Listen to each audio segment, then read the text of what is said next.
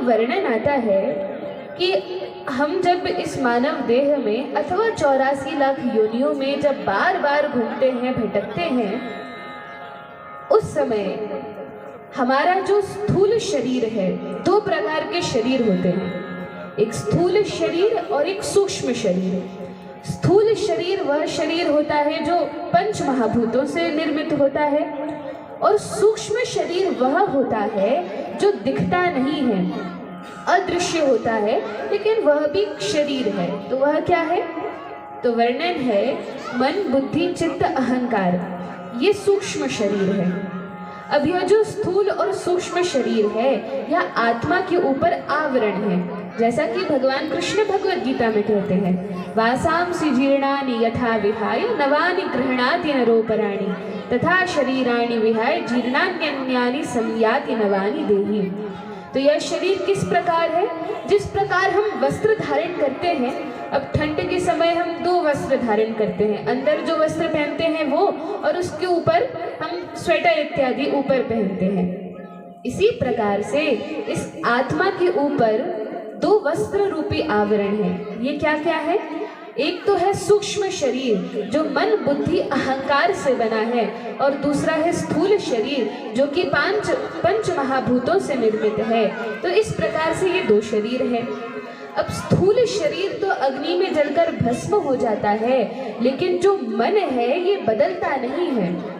जब तक हम इस संसार में हैं, इस भौतिक ब्रह्मांड में हैं, ये मन हर शरीर में हमारे साथ ही जाता है। तो चाहे हमें बिल्ली का शरीर मिले, चूहे का शरीर मिले, हाथी का शरीर मिले, अथवा मनुष्य का शरीर मिले, मनुष्य का देह मिले, यह मन हर एक योनि में हमारे साथ होता है। तो हमारे अनेक जन्म पहले भी हो चुके हैं, अनंत कोटि जन्म हो चुके हैं, जब से हमें संसार में आए हैं, कोई गिनती नहीं है। तो यह मन कितनी बार कितने अलग अलग शरीरों में घूम चुका है, और इस प्रकार से इस संसार में दुखालयम अशाश्वतम में घूमते घूमते यह मन मलिन हो गया है, मैला हो गया है, गंदा हो गया है। लेकिन अब इसकी सफाई कैसे होगी? कैसे ये स्वच्छ निर्मल साफ हो सकेगा? तो श्री चैतन्य महाप्रभु श्रीमद् भागवत को निर्मल ग्रंथ की संज्ञा देते हैं। चैतन्य महाप्रभु इसको निर्मल ग्रंथ कहते हैं। तो यह ग्रंथ निर्मल है, और जब हम भगवान की कथा को, इस निर्मल ग्रंथ को कानों से श्रवण करते हैं, तो प्रविष्टः कर्णरंध्रेण, कानों के द्वार के माध्यम से, इस कर्णों के माध्यम से जब भगवान की कथा हमारे हृदय में जाती है, तो जो मन कई जन्मों से मैला है, कई जन्मों से कलुषित है, भगवान की कथा सुनकर यह साफ हो जाता है, निर्मल हो जाता है, और तब उस निर्मल हृदय में भगवान आकर विराजमान होते हैं।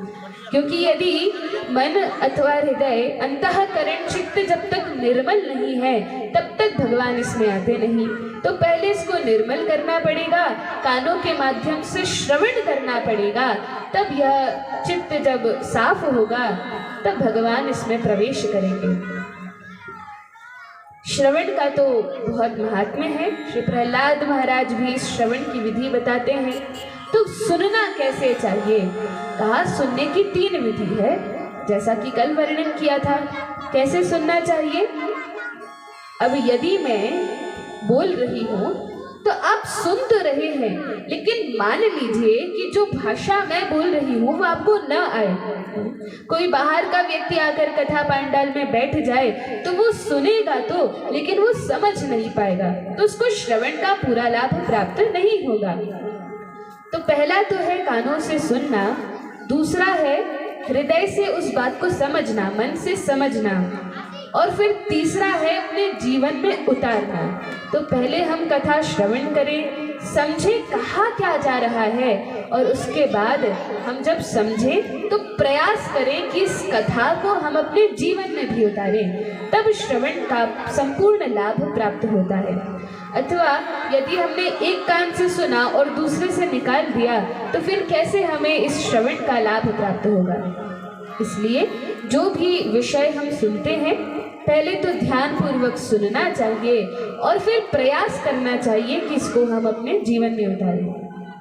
अब कथा आती है एक बार शील व्यासदेव, जिन्होंने सारे पुराणों को लिखा है, उपनिषदों को लिखा है, वेदों का विस्तार किया है, तो वेदों का विस्तार करने के कारण कृष्ण द्वैपायन व्यासदेव का नाम व्यास हुआ।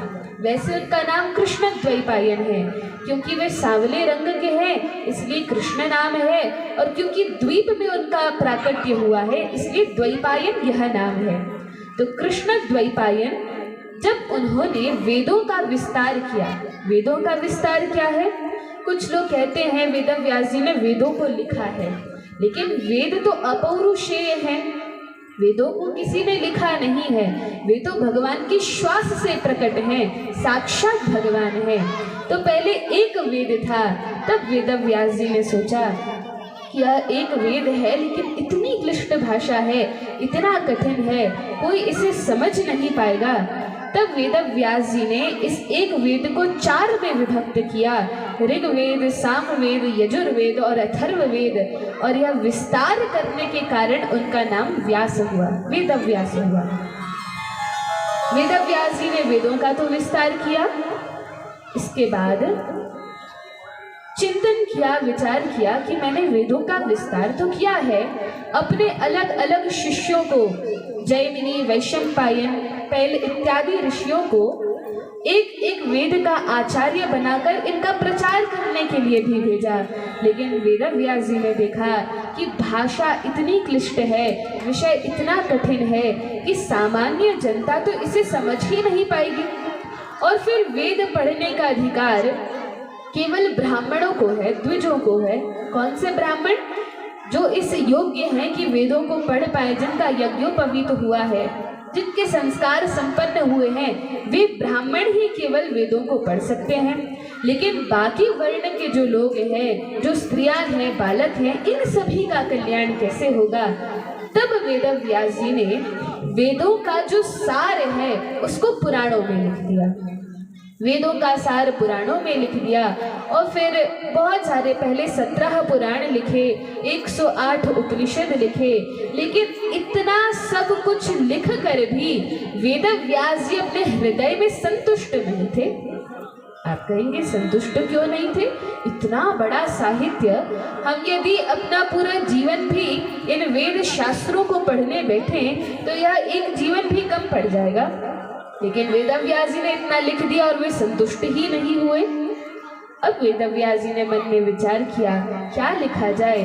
तब प्रेरणा हुई महाभारत ग्रंथ लिखना चाहिए। वेद व्यास जी ने महाभारत की रचना की, बड़ा ही सुंदर रोचक ग्रंथ है, सभी को आनंद देने वाला है। तो बड़ा सुंदर रोचक ग्रंथ महाभारत लिखा, जिसके मध्य में भगवत गीता है। लेकिन यह सुंदर ग्रंथ लिखने के बाद भी वेद व्यास जी अपने मन में असंतुष्ट थे, अभी भी असंतोष था। तो एक दिन सरस्वती नदी के तट पर अपने आश्रम में जब दुखी चित्त से, दुखी मन से बैठे हुए थे और अपने गुरु का स्मरण करने लगे, उसी समय वेद व्यास जी के गुरु देवर्षि नारद वहां प्रकट होते हैं। जैसे ही देवर्षि नारद प्रकट हुए, वेद व्यास जी बड़े प्रसन्न हो गए, आदर सत्कार करने लगे, आसन प्रदान किया, जल प्रदान किया, अपने गुरुदेव का बड़ा सम्मान किया, सत्कार किया, और उसके बाद उनके सामने नीचे बैठ गए। नारद जी ने कहा, वेद व्यास जी आप बड़े दुखी लग रहे हैं। और जब नारद जी वेद व्यास जी से बात करते हैं तो वे उन्हें प्रभु कहकर संबोधित करते हैं। आचार्यगण बताते हैं, देखिए ध्यान देने की बात है, भागवत में वर्णन है जब वेद व्यास जी की कुटिया में नारद जी पधारे तो नारद जी गुरु हैं, व्यासदेव शिष्य हैं, लेकिन गुरु अपने शिष्य को प्रभु कहकर संबोधित कर रहे हैं। तो ऐसा क्यों है? तो भक्ति सिद्धांत सरस्वती ठाकुर बताते हैं कि इसका अर्थ यह है कि जिस प्रकार माता पिता होते हैं, अब यह बताइए कि माता पिता बच्चों की सेवा करते हैं या बच्चे माता पिता की सेवा करते हैं? कौन किसकी सेवा करता है? बच्चे माता पिता की सेवा करते हैं या माता पिता बच्चों की सेवा करते हैं? बच्चे माता पिता की सेवा करते हैं, लेकिन बच्चे तो छोटे होते हैं, उन्हें तो अपना कार्य भी करना नहीं आता, नहाना धोना भी नहीं आता, पढ़ना लिखना भी नहीं आता। तो बच्चे तो बाद में जाकर सेवा करते हैं, पहले तो माता पिता ही बच्चों की सेवा करते हैं। तो माता पिता जिस प्रकार से बच्चों की सेवा करते हैं, उन्हें खिलाते हैं, पिलाते हैं, पढ़ाते हैं, स्कूल भेजाते हैं, उनका पूरा ध्यान रखते हैं, उसी प्रकार से जो हमारे आध्यात्मिक गुरु होते हैं वो हमें अध्यात्म के मार्ग पर धीरे धीरे चलना सिखाते हैं। हमें तो कुछ भी नहीं आता, हम तो अंधकार में, माया में, मोह में जन्म लेते हैं, लेकिन अज्ञान तिमिरांधस्य ज्ञानांजन शलाकया, वे ज्ञान रूपी शलाका से हमारे हृदय को प्रज्वलित करते हैं। तो वास्तव में गुरु इस प्रकार से अपने शिष्य की सेवा करते हैं, उन्हें अध्यात्म के मार्ग पर चलना सिखाते हैं। और इसीलिए अपने शिष्यों को भी हमारी परंपरा में किसी भी पुरुष को प्रभु कहकर संबोधित करने की परंपरा है। तो इस प्रकार से भक्ति सिद्धांत सरस्वती ठाकुर बताते हैं कि व्यासदेव को नारद जी प्रभु कहकर संबोधित करते हैं। और फिर कहा, आप बड़े दुखी लगते हैं, क्या बात है? वेदव्यास जी ने कहा, हे गुरु महाराज, आपको तो सब बात पता है, आपसे तो कोई बात छुपी नहीं है, आप तो भगवान के अवतार भी हैं। नारद जी भगवान के 24 अवतारों में से तीसरे अवतार हैं, लीला अवतार हैं। तो आपको तो सब बात पता है, लेकिन आप पूछते हैं तो मैं बताता हूँ। हे नारद जी, मैंने इतना सारा वैदिक साहित्य लिखा, वेदों का विस्तार किया, उपनिषद पुराण सब कुछ लिखा, यहाँ तक कि महाभारत जैसे विशाल विराट ग्रंथ की रचना की, लेकिन फिर भी मेरे हृदय में असंतोष है। तब नारद जी ने गुरु होने के नाते व्यासदेव की थोड़ी ताड़ना की, व्यासदेव को थोड़ा डांटा। कैसे डांटा? नारद जी कहते हैं, देखिए व्यासदेव, आपने इतना सारा विस्तार किया वेदों का, शास्त्रों का, पुराणों का, महाभारत जैसा ग्रंथ लिखा, लेकिन आपने एक बहुत बड़ी गलती की है। मैंने क्या गलती की है? क्या कुछ गलत लिखा है? नहीं नहीं, कुछ गलत तो नहीं लिखा, लेकिन हे व्यासदेव, आपने इतना सारा वैदिक साहित्य लिखा है, लेकिन इसमें इतना उलझा दिया है जीवों को, इतना कर्म कांड का वर्णन किया है, यज्ञों का वर्णन किया है, स्वर्ग आदि का बड़े विस्तार से वर्णन किया है। अब आपने स्वर्ग का वर्णन इतना सुंदर किया है, यदि कोई उस वर्णन को सुनेगा, स्वर्ग के प्रति आकृष्ट हो जाएगा, कभी जान ही नहीं पाएगा कि स्वर्ग तो तुच्छ है, लेकिन भगवान का धाम तो उससे भी अधिक सुंदर है, भगवान का धाम तो सर्वश्रेष्ठ है। तो उसकी महिमा का तो वर्णन आपने संक्षेप में किया है, लेकिन स्वर्ग आदि लोगों का बड़ी सुंदरता के साथ वर्णन किया है। फिर आपने भांति भांति के प्रलोभन इन जीवों को दिए हैं कि आपको अच्छी नौकरी चाहिए, इन देवता की पूजा करो, सुंदर पत्नी चाहिए, इन देवता की पूजा करो, धन धान्य चाहिए तो इनकी पूजा करो। अब यह सब जो वस्तुएं हैं, सांसारिक वस्तुएं हैं, निश्चित रूप से इस जीवन में, इस संसार में जीने के लिए हमें इनकी आवश्यकता होती है, लेकिन क्या यही परम लक्ष्य है? क्या अच्छी संतान प्राप्त होना, पत्नी प्राप्त होना, पति प्राप्त होना, धन धान्य प्राप्त होना, घर प्राप्त होना, यही इस मनुष्य जीवन का लक्ष्य है? यह तो कुकर सुकर के जीवन में भी हमें प्राप्त होता है। आहार निद्रा भय मैथुनम च सामान्यमेतत् पशुभिर्नराणां धर्मो हि तेषाम् अधिको विशेषो धर्मेण हीनाः पशुभिः समानाः। आहार निद्रा भय मैथुन, ये तो पशुओं में और मनुष्यों में समान है। वे भी खाते हैं, हम भी खाते हैं, वे भी संतान उत्पत्ति करते हैं, हम भी संतान उत्पत्ति करते हैं, वे भी अपनी रक्षा करते हैं, हम भी अपनी रक्षा करते हैं, वे भी रहने के लिए कोई स्थान ढूंढते हैं, हम भी रहने के लिए कुछ घर बना लेते हैं। तो फिर उनमें और हम में अंतर क्या है? यदि वे भी खाना पीना सोना इत्यादि करते हैं, हम भी खाना सोना इत्यादि करते हैं, तो उनके शरीर में और मानव देह में क्या अंतर है? क्यों कहा गया है यह मनुष्य जीवन अत्यंत दुर्लभ है? तब वेदव्यास ध्यान पूर्वक सुनते हैं और नारद जी कहते हैं, देखो व्यास, अब एक काम करो, आपने जो इतनी सारी गड़बड़ कर दी है, स्वर्गों का वर्णन किया है, अश्वमेध गोमेध यज्ञ का वर्णन किया है। अब ये अश्वमेध गोमेध यज्ञ, क्या आपको पता नहीं कलयुग में तो यह सब कुछ वर्जित है? कलयुग में अश्वमेध यज्ञ नहीं किया जा सकता, वेदों में वर्जित है। तो आपने इस प्रकार से इतने सारे धर्मों का वर्णन किया है, लेकिन अभी तो कलयुग आने वाला है, अभी द्वापर चल रहा है और इसके बाद कलयुग आएगा। आप यह सब क्यों लिख रहे हैं?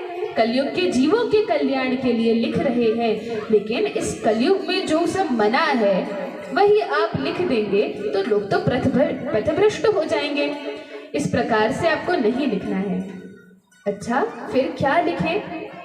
नारद जी ने कहा, देखो व्यासदेव, अब एक ऐसे ग्रंथ की रचना करो जिसमें आपके सभी वेद शास्त्र इत्यादि का सार तो हो, लेकिन जिसमें भगवान की नित्य लीला का वर्णन हो, जिसमें भगवान के पास हम कैसे पहुंच सकते हैं, इन भौतिक ब्रह्मांडों के चक्र से कैसे बाहर निकल सकते हैं, कैसे भगवान की सेवा कर सकते हैं, कैसे भगवान के अंतरंग पार्षद बन सकते हैं, कैसे भगवान के शुद्ध भक्त बन सकते हैं, ऐसे एक पुराण की रचना करो।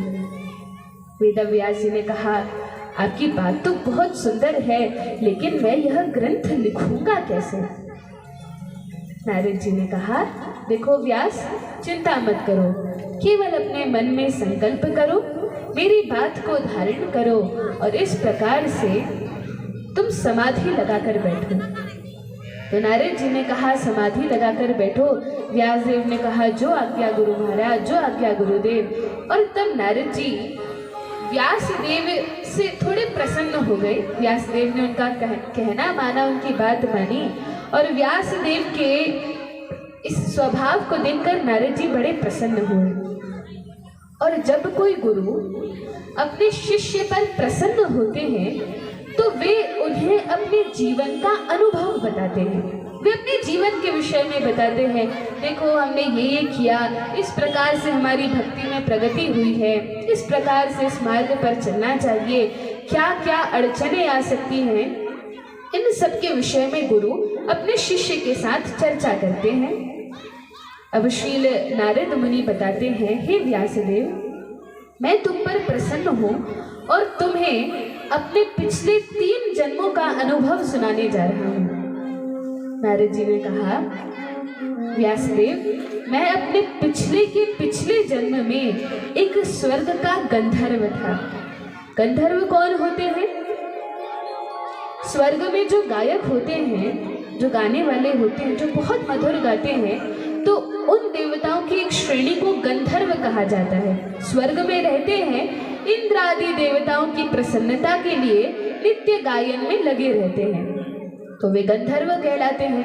अब नारद जी स्वर्ग के एक गंधर्व थे, लेकिन नारद जी ने कहा, मैं भगवान की महिमा गाया करता था और मेरा कंठ बड़ा ही मधुर था, बहुत सुंदर गाता था, तो मेरी प्रशंसा सुनकर ब्रह्मलोक के निवासियों ने मुझे वहां बुलाया।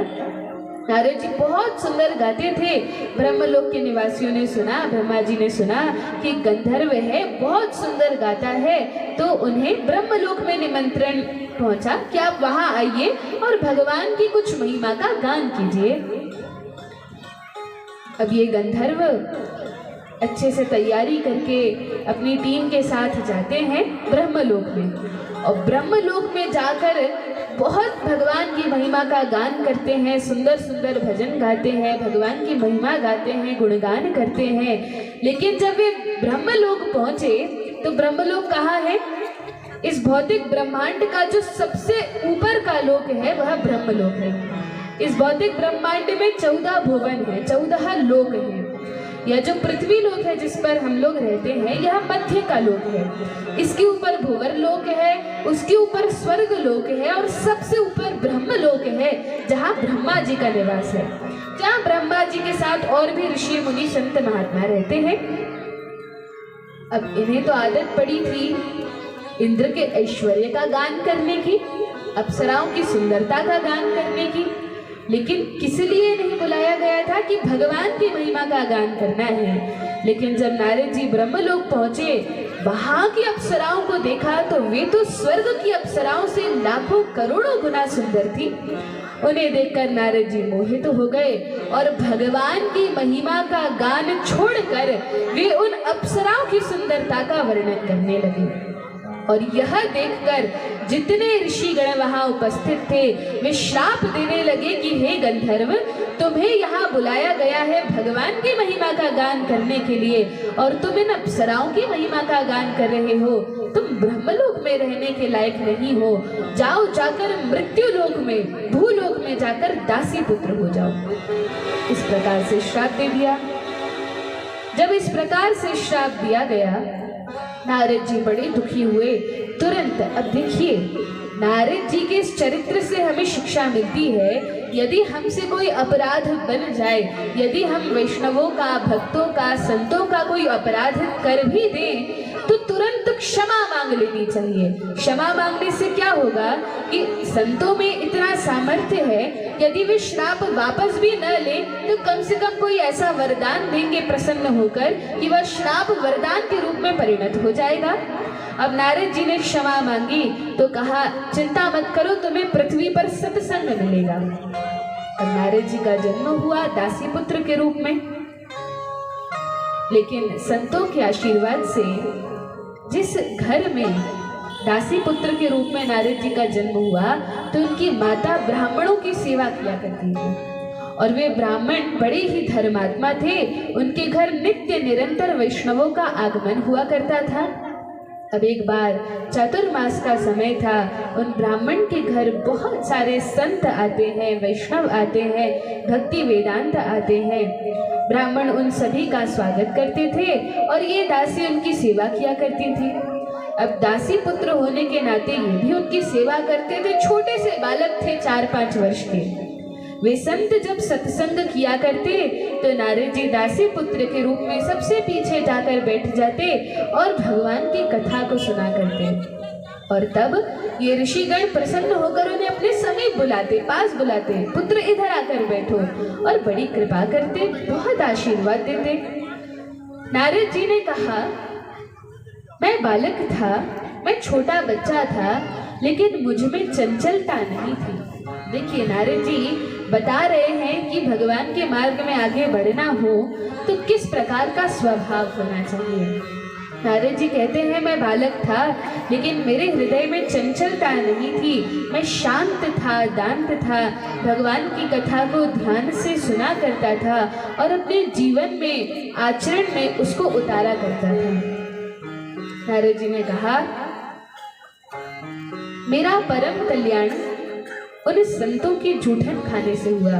वे भक्ति वेदांत जब अपनी थाली में भोजन छोड़ दिया करते, उसी भोजन को इकट्ठा करके, उसी महाप्रसाद को इकट्ठा करके मैं खा लिया करता और उसका फल यह हुआ कि मेरे हृदय में भगवान की भक्ति जागृत हो गई। जो सुप्त कृष्ण प्रेम हमारे हृदय में होता है वह जग गया।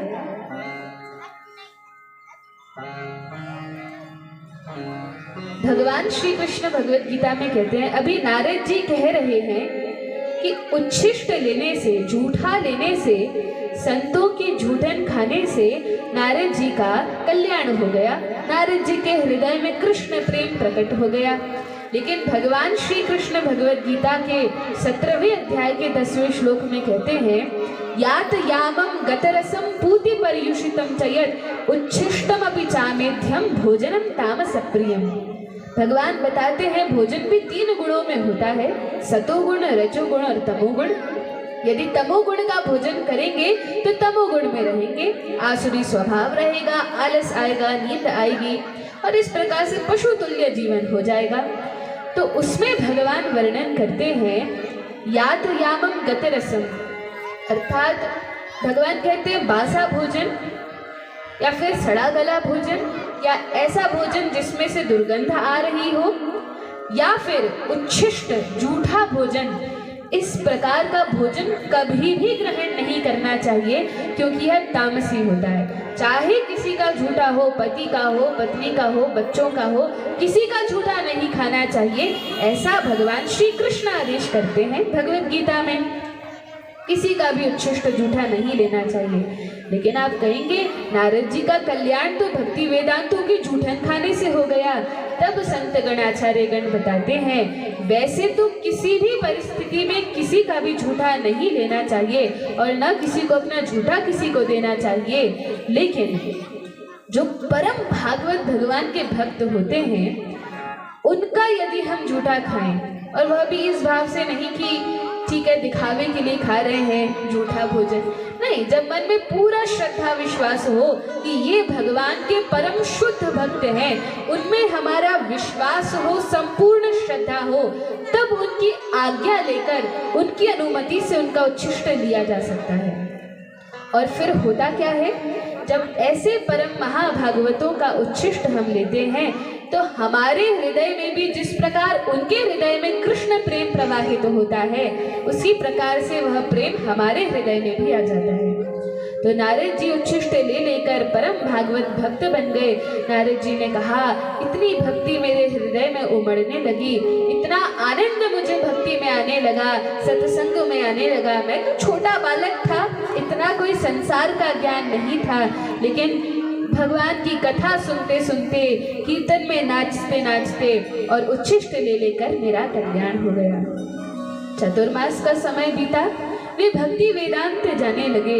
नारद जी की भी इच्छा हुई कि मैं इन भक्ति वेदांतों के साथ, इन संतों के साथ, इन ऋषियों के साथ ही चल दूं, लेकिन नारद जी ने कहा, मेरी माता का मैं अकेला सहारा था, मैं ही उनके बुढ़ापे की लाठी था, मेरे अलावा इस संसार में उनका कोई भी नहीं था, ना पिताजी थे, ना कोई भाई बहन था, ना कोई संबंधी थे, मैं और मेरी माता अकेले रहते थे।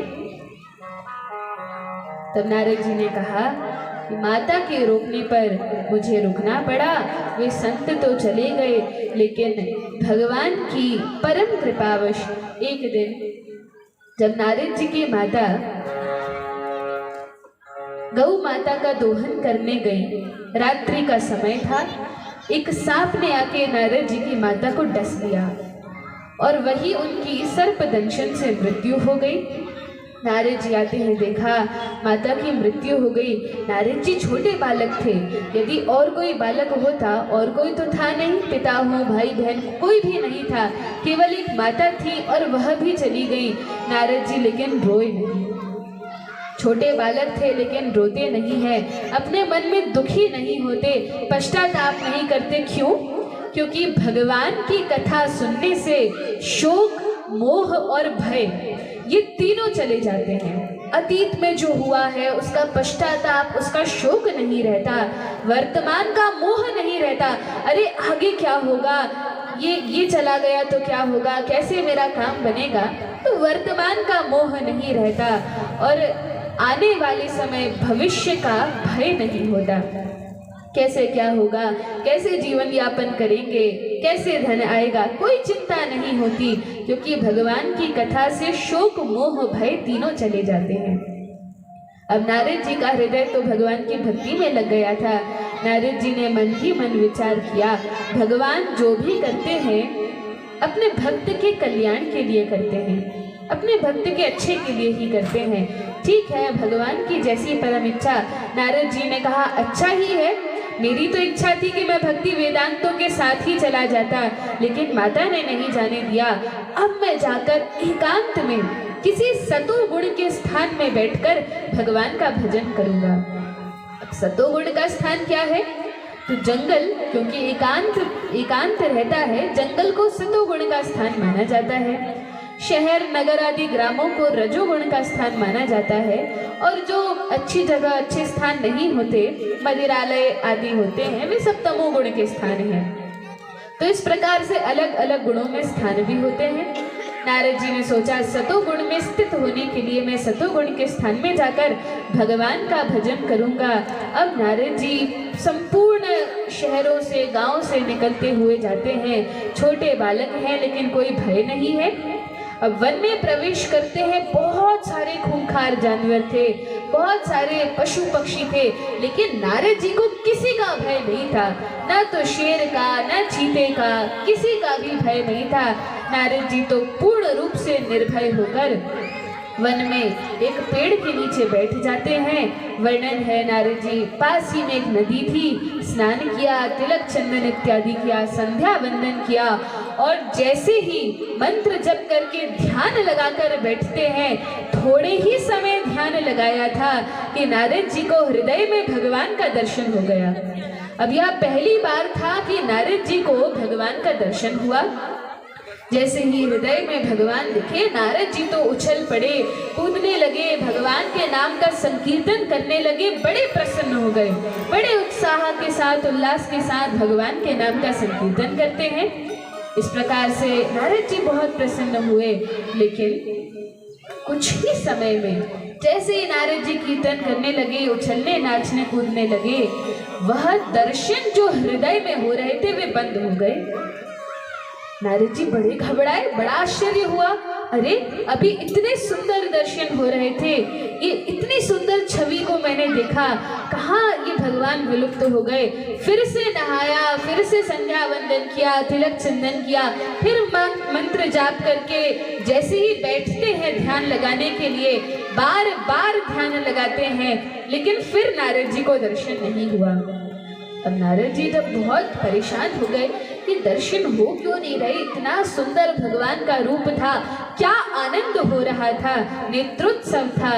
तो नारद जी जब इस प्रकार से विचलित हो रहे थे, तभी आकाशवाणी होती है। गंभीर स्वर में आकाशवाणी हुई, हे नारद, अब इस जन्म में तुम्हें मेरा दर्शन नहीं होगा।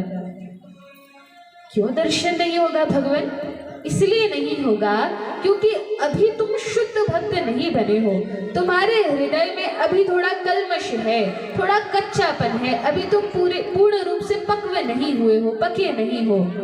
और भजन करो, तुम्हारा भजन शेष है, लेकिन चिंता मत करो। भगवान की भक्ति कैसी है? नेहाभिक्रम नाशोस्ति प्रत्यवायो न विद्यते स्वल्पमप्यस्य धर्मस्य त्रायते महतो भयात्। यदि कोई व्यक्ति भगवान की थोड़ी भी भक्ति करता है तो वह भक्ति कभी नष्ट नहीं होती। वह भक्ति चाहे मृत्यु भी हो जाए, अगले जन्म में भी वह आगे ही बढ़ती जाती है। तो भक्ति का कभी नाश नहीं होता।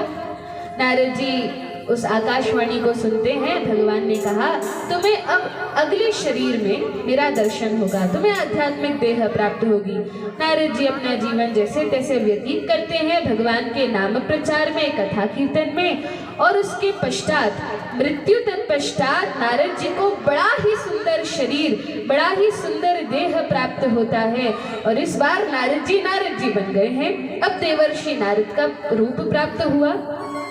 भगवान ने प्रसन्न होकर एक सुंदर वीणाएं हैं प्रदान की, और अब उस वीणा पर नारद जी नित्य निरंतर हमेशा भगवान के नाम का कीर्तन करते हैं। तो आइए हम भी नारद जी के साथ कुछ समय भगवान के नाम का कीर्तन करें और इसके बाद आगे की कथा में प्रवेश करेंगे।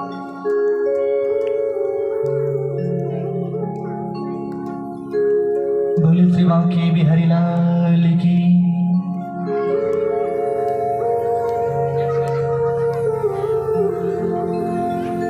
मेरी सांस सांस में तेरा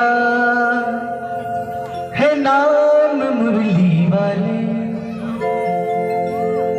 मुझे चरणों से लगा ले मेरे श्याम मुरली वाले, मुझे चरणों से लगा ले मेरे श्याम मुरली वाले, मुझे चरणों से लगा ले मेरे श्याम मुरली वाले। मेरी सांस सांस में तेरा, मेरी सांस सांस में तेरा है नाम मुरली वाले, मुझे चरणों से लगा ले मेरे श्याम मुरली वाले, मुझे चरणों से लगा ले मेरे श्याम मुरली वाले।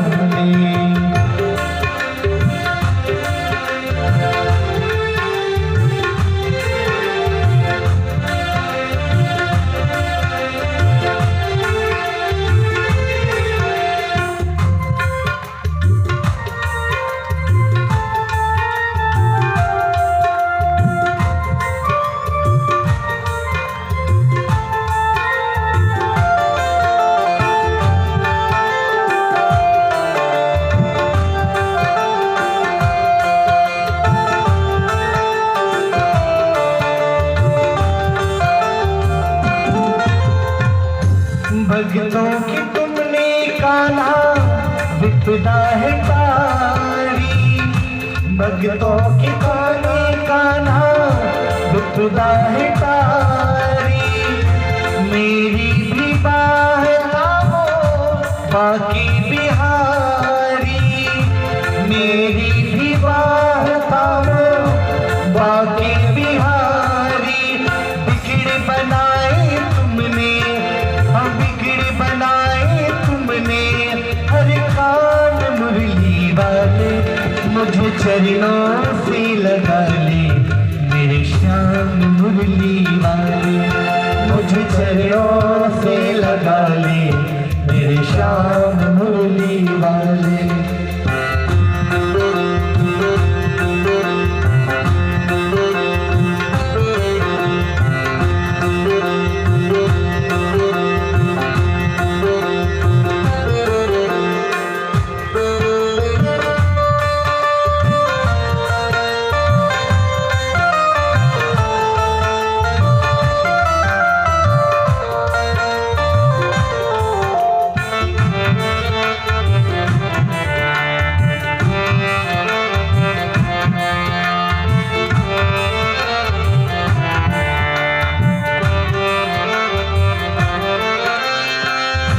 पतझड़ है मेरा जीवन बन की बहार आजा, पतझड़ है मेरा जीवन बन के बहार आजा।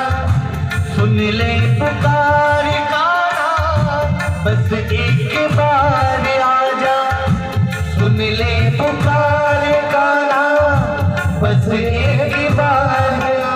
बेचैन मन की तुम ही, बेचैन मन की तुम ही, आराम मुरली वाले। मुझे चरणों से लगा ले मेरे श्याम मुरली वाले, मुझे चरणों से लगा ले मेरे श्याम मुरली वाले।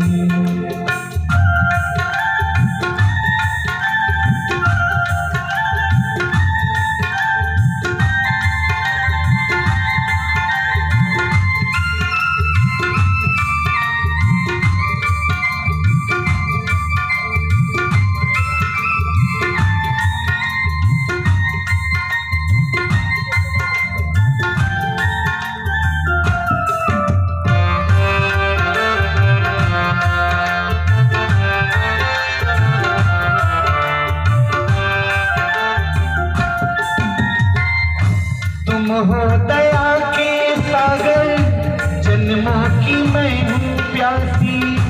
तुम हो दया के सागर, जन्मों की मैं हूँ प्यासी। दे दो जगह मुझको भी चरणों में बाके बिहारी, दे दो जगह मुझको भी चरणों में बाके बिहारी। सुबह तुम्ही हो तुम ही,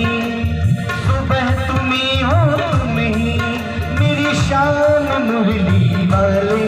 मुझे चरणों से लगा ले मेरी शान मुरली वाले, मुझे चरणों से लगा। ताली से बजते भाव के साथ गाते हुए मुझे चरणों से लगा ले मेरी शान मुरली वाले, मुझे चरणों से लगा ले मेरी शाम मुरली वाले। वो मेरी सांस सांस में तेरा, वो मेरी सांस सांस में तेरा है नाम मुरली वाले। मुझे चरणों से लगा ले मेरी शाम मुरली वाले, मुझे चरणों से लगा ले मेरी शाम मुरली वाले, मुझे चरणों से लगा ले मेरी शाम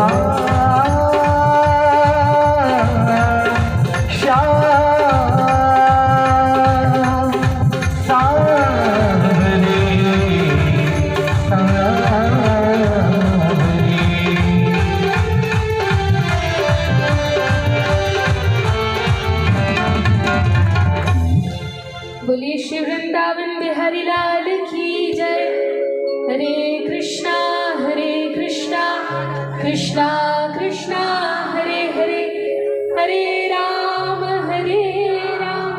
राम राम हरे हरे।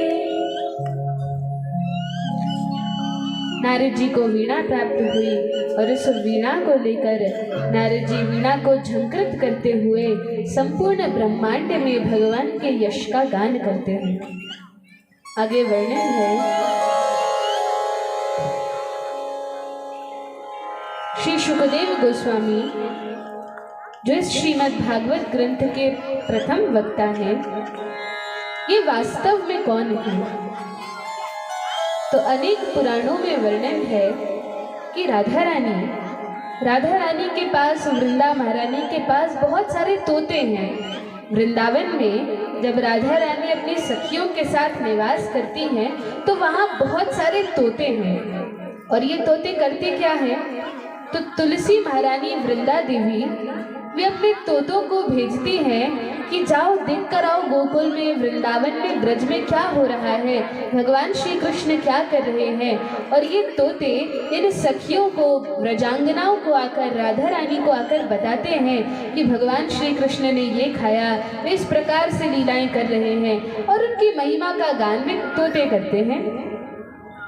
अब राधा रानी का एक प्रियतम तोता था और इन तोते का नाम है शुक। वैसे शुक संस्कृत में सभी तोतों को कहा जाता है, लेकिन यह श्री शुक बड़ा ही विशेष है।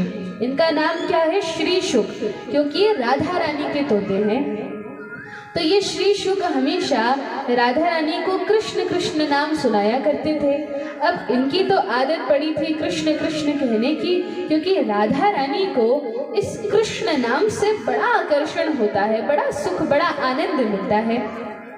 एक दिन नंद महल में जाकर एक वृक्ष के ऊपर बैठकर ये श्री शुक कृष्ण कृष्ण कहने लगे तो भगवान कृष्ण ने कहा, ये क्या तुम कह रहे हो? क्या कृष्ण कृष्ण की रट लगा के रखी है? मुझे तो राधा रानी का नाम पसंद है। तो ये शुक राधे राधे इस प्रकार से बोलने लगा। अब जब बरसाने आते हैं तो राधे राधे बोलते हैं। राधा रानी ने कहा, नहीं नहीं, मुझे तो कृष्ण नाम पसंद है। इसलिए चैतन्य महाप्रभु ने हमें राधा और कृष्ण दोनों का नाम दे दिया है। राधा रानी कृष्ण नाम सुन के प्रसन्न होती हैं और भगवान श्री कृष्ण राधा नाम सुन के प्रसन्न होते हैं। और इस हरे कृष्ण महामंत्र में राधा रानी का भी नाम है, भगवान कृष्ण का भी नाम है। हरि का अर्थ क्या है? हरा राधा रानी का नाम है। हरि की प्रियतमा हरे, हरा। और उन जब हरे को संबोधित किया जाता है तो जिस प्रकार राधा को राधे कहकर संबोधित करते हैं, उसी प्रकार हरा को हरे कहकर संबोधित करते हैं। तो हरे श्रीमती राधा रानी का नाम है। हरे कृष्ण का अर्थ राधा कृष्ण, राधा श्याम सुंदर है। और जब हरे राम कहते हैं तो इसका अर्थ सीताराम है। अर्थात ये सीताराम शक्ति और शक्तिमान है। कभी कभी हरे राम का अर्थ गौड़ीय वैष्णव संप्रदाय में रोहिणी बलराम भी कहा जाता है, क्योंकि बलराम जी को राम कहते हैं और उनकी जो शक्ति है वे रेवती माता है। तो रेवती बलराम, इस प्रकार से भी इसका अर्थ है। कुछ भी हो, भगवान की शक्ति और शक्तिमान दोनों का स्मरण होता है। यह महामंत्र है इस कलयुग का, यही तारने वाला है। ब्रह्मा जी भी इसी मंत्र की संस्तुति करते हैं, नारद जी को इसकी महिमा के बारे में बताते हैं। तो इस प्रकार से ये श्री शुक राधा रानी को कृष्ण कृष्ण नाम सुनाते थे और राधा रानी इतनी प्रसन्न होती थी कि अपने मुख से इन शुकदेव को, इन श्री शुक को भगवान के विषय में बताया करती थी। तो राधा रानी स्वयं अपने मुख से भागवत कथा, भागवत का अर्थ क्या है? भगवान की कथा, भागवत, भगवत कथा।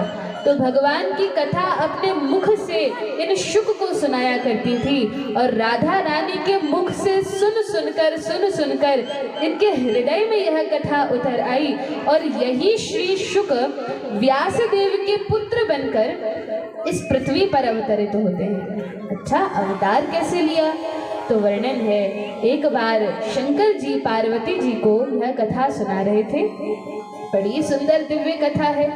तो हमेशा शंकर जी पार्वती जी को भगवान की कथा सुनाया करते थे, लेकिन इस बार जब कथा सुनाने बैठे तो यह कथा साधारण नहीं है। सभी लोग इतने योग्य नहीं होते, सभी के पास पात्रता नहीं होती कि भगवान की इस कथा को श्रवण कर सकें। तो शंकर जी ने क्या किया? शंकर जी ने आदेश दिया, जितने भी जीव जंतु हैं, जितनी भी जीवात्माएं हैं, सभी स्थान से चले जाएं, क्योंकि पार्वती जी को कथा सुनानी है। अब बाकी सभी जीव जंतु तो चले गए, पार्वती जी तो योग्य पात्र हैं, इसलिए उन्हें कथा सुनाते हैं। लेकिन जिस वृक्ष के नीचे बैठकर भोलेनाथ कथा सुना रहे थे, तो भोलेनाथ ने अपने त्रिशूल को भेजा, जाओ जाकर एक बार परिक्रमा लगा के आओ, देखकर आओ कि कोई जीव या कोई जंतु छुपकर तो यह कथा नहीं सुन रहा। अब वे त्रिशूल जाते हैं, सभी और परिक्रमा लगाकर आते हैं, देखा कोई भी जीव जंतु नहीं है, एक अंडा है लेकिन वो अंडा तो फूटा नहीं है। तो इस प्रकार से परिक्रमा लगाते हैं। भोलेनाथ ने आदेश दिया, अब आप भी चले जाओ, केवल इसको पार्वती जी ही श्रवण करेंगी। त्रिशूल भी चले गए। अब जो शंकर जी ने कथा सुनाना प्रारंभ की, तो शंकर जी ने पार्वती जी से कह दिया था, देखो पार्वती, जब मैं कथा सुनाऊंगा तो मैं तो आंखें बंद करके कथा में लीन होकर कथा सुनाऊंगा, लेकिन मुझे कैसे पता चलेगा कि तुम कथा सुन रही हो? तो तुम हाँ हाँ करते रहना, ताकि मैं समझ जाऊंगा कि हाँ तुम कथा सुन रही हो, और मैं सुनाता रहूंगा। पार्वती जी ने कहा, जो आज्ञा भोलेनाथ। अब भोलेनाथ कथा सुनाने लगे, पार्वती जी सुनने लगी, और सुनते सुनते जैसे ही कथा प्रारंभ हुई, तो उस वृक्ष के ऊपर जो अंडा था, शुक का, तोते का अंडा था, वह फूट गया और उसमें से ये श्री शुक बाहर निकल आए। अब शंकर जी तो आंख बंद करके कथा सुना रहे हैं, सुनते सुनते पार्वती जी की समाधि लग गई। कुछ लोग कहते हैं पार्वती जी सो गई कथा सुनते सुनते, लेकिन पार्वती जी तो इतनी महान भक्ता है, कथा में कैसे सो सकती हैं? लेकिन संत गण यह बताते हैं कि पार्वती जी की समाधि लग गई, समाधि में चली गई। इतनी सुंदर कथा है। अब पार्वती जी समाधि में चली गई। इन श्री शुक ने सोचा, यदि कोई नहीं करेगा तो भोलेनाथ कथा सुनाना बंद कर देंगे, आंखें खोलकर देखेंगे कि पार्वती जी सुन रही है कि नहीं। तो शुक की तो आदत होती है बात को बार बार कहने की, जो सुनता है वही कहता है, रट्टू तोता होता है। तो इन शुक ने क्या किया, पार्वती जी बार बार हाँ स्वामी कर रही थी, और अब ये शुक कहने लगा हाँ स्वामी हाँ स्वामी। अब शंकर जी तो इतने लीन थे, समझ नहीं पाए शुक की आवाज है या पार्वती जी की आवाज है। वे तो कथा सुनाते रहे, बीच में जैसे ही नयन खोल के देखे तो पार्वती जी तो समाधि में बैठी हैं और यह शुक हाँ हाँ कर रहा है। अब शंकर जी को क्रोध आ गया। क्यों क्रोध आया? क्योंकि मना किया था कोई इस कथा को सुनेगा नहीं, केवल पार्वती जी सुनेगी। पता नहीं पात्र है कि नहीं कथा सुन रहा है। अब शंकर जी ने अपने त्रिशूल को बुलाया और पीछे लग गए। आज तो मैं इसका वध करके रहूंगा। अब यह कथा कैसी है? यह कथा अभय देने वाली है, अमर कथा है। तो अब कोई भोलेनाथ के मुख से अमर कथा सुन ले तो वह मर कैसे सकता है? अब शंकर जी अपने मुख से कथा सुनाते हैं और फिर मारने के लिए दौड़ते हैं।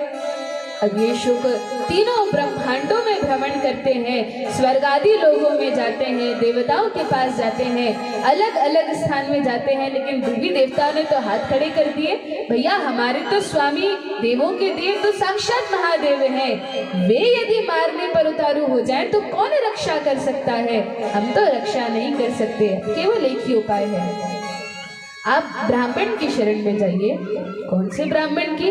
अरे व्यासदेव हैं, वे इस समय पृथ्वी पर लीला कर रहे हैं, उन्हीं की शरण में जाइए। वे भगवान के अवतार हैं, वे रक्षा कर सकते हैं। अब व्यासदेव की जो पत्नी है, जाबाल ऋषि की पुत्री है, तो ये सो रही थी और सोते समय कभी कभी मुंह थोड़ा खुला रह जाता है, तो मुंह थोड़ा खुला रह गया।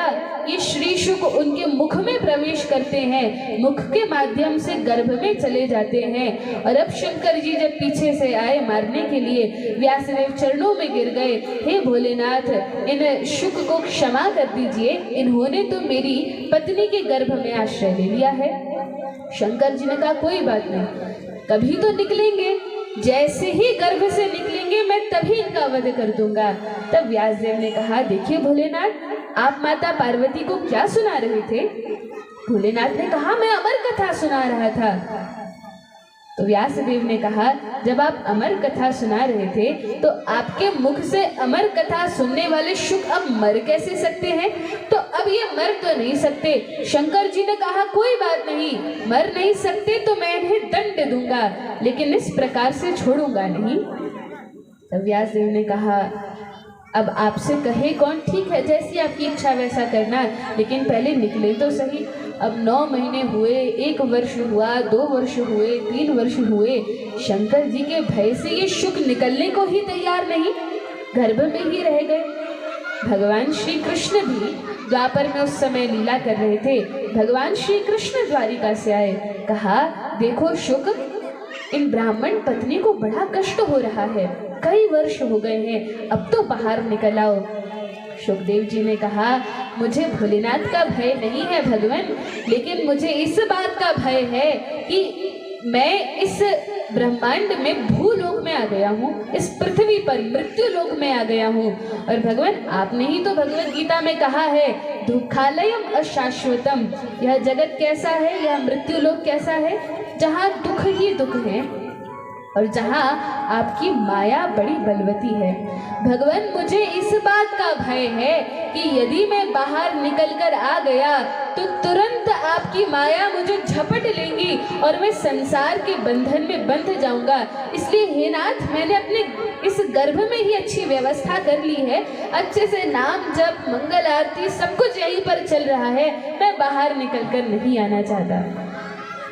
भगवान ने कहा, अरे ऐसा संभव नहीं है, बाहर तो आना ही पड़ेगा, अब गर्भ में आए हो तो बाहर भी आना पड़ेगा। चिंता मत करो, तुम इतनी हट करते हो तो बाहर निकलो, मेरी माया तुम्हें नहीं झपटेगी।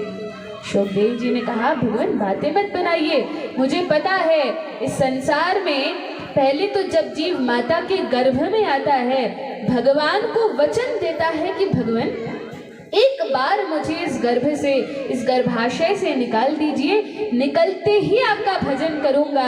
लेकिन जैसे ही निकलता है, भगवान की माया झपट लेती है, खेल खिलौनों में, माता पिता के प्रेम में सब कुछ भूल जाता है और भगवान का भजन नहीं करता। भूलिया तोमारे संसारे आसिया पे नाना विध व्यथा, तोमार चरणे आसिया छियामी, बोली वो दुखेर कथा। भक्ति विनोद ठाकुर कहते हैं, हे नाथ, मैंने वचन दिया था निकलते ही भजन में लग जाऊंगा, लेकिन आपकी माया बड़ी बलवती है। शुकदेव जी ने कहा, मैं निकलना नहीं चाहता, माया झपट लेगी। भगवान ने कहा, चिंता मत करो, तुम मेरा नाम जपते रहना और मैं जिस क्षण अपनी माया को रोकूंगा तुम्हें बता दूंगा कि हाँ शुक, अब निकलकर बाहर आ जाओ, उसी समय तुम निकल के बाहर आ जाना। शुकदेव जी ने कहा, ठीक है भगवान, जो आज्ञा। अब भगवान ने अपनी माया का प्रवाह रोक लिया और शुकदेव जी से कहा, अब बाहर निकल कर आओ। शुकदेव जी गर्भ से बाहर तो निकल कर आए, 16 वर्ष तक माता के गर्भ में रहे और जैसे ही जन्म हुआ 16 वर्ष के कुमार बालक थे, निकलते ही न माता का मुख देखा न पिता का मुख देखा, सीधे चल पड़े वन की ओर। जिस प्रकार थे दिगंबर उसी प्रकार चले गए वन की ओर और जाकर भजन करने लगे। तो भगवान के जो परम भागवत भक्त होते हैं, हमेशा भगवान के भजन में लगे रहते हैं, परम विरक्त होते हैं, उन्हें मतलब नहीं संसार से, ये तो भगवान की भक्ति में लगे रहते हैं। बोले बांके बिहारी लाल की श्री श्री गुरु गौरांग महाप्रभु की। बताया हमें करी कृपा श्री गुरु ने,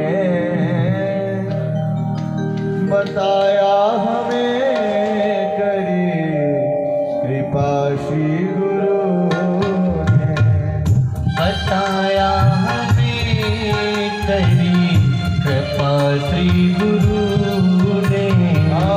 दया के सागर से नदिया बिहार, दया के है सागर से नदिया बिहारी।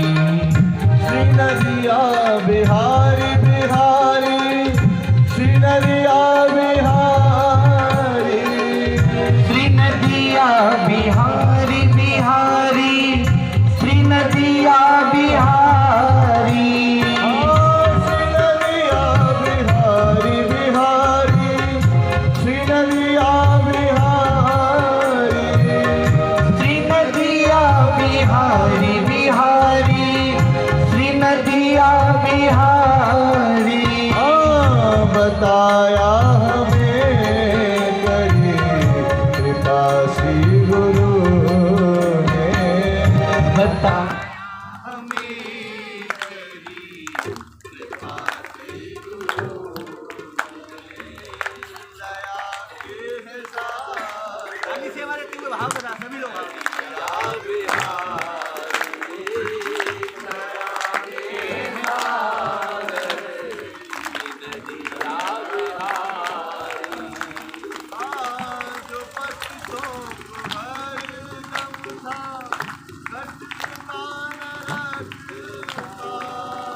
जो पतितों को हरे दम था खटका नरक का जो पतितों को हर दम था खटका नरक का जो पतितों को हरे दम था खटका नरक का मिटा सब सुनाना मिटा सब सुनाना श्री नदिया बिहारी मिटा सब सुनाना नदिया बिहारी श्री नदिया बिहारी बिहारी श्री नदिया बिहारी श्री नदिया बिहारी बिहारी श्री नदिया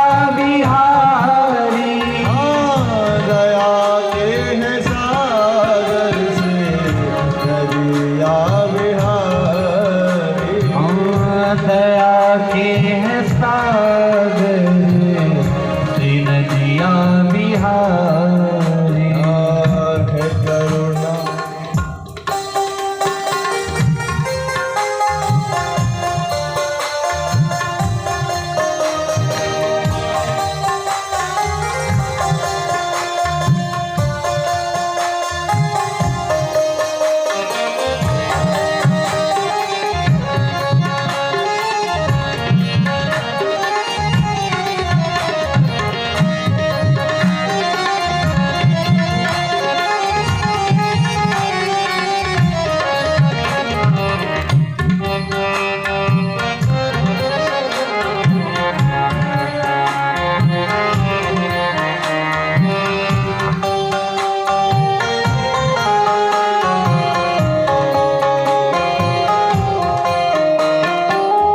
है करुणा परम ऐसी आए शरण बिना है करुणा परम ऐसी आई शरण बिना है करुणा परम ताली से बदलते भाव के साथ आए शरण बिना है करुणा परम ऐसी आई शरण बिना जो घर घर में देखे जो घर घर में देखे श्री नदिया बिहारी जो घर घर में देखे नदिया बिहारी बताया हमें करे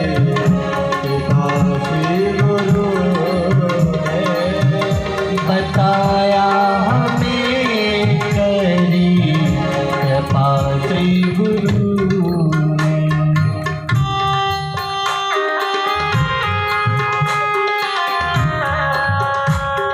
सभी माताएं आगे आ जाएं। जो भी माताएं पीछे बैठी हैं थोड़ा थोड़ा आगे आ जाइए आप लोग। हाँ आगे खिसक आइए आप लोग थोड़ा थोड़ा।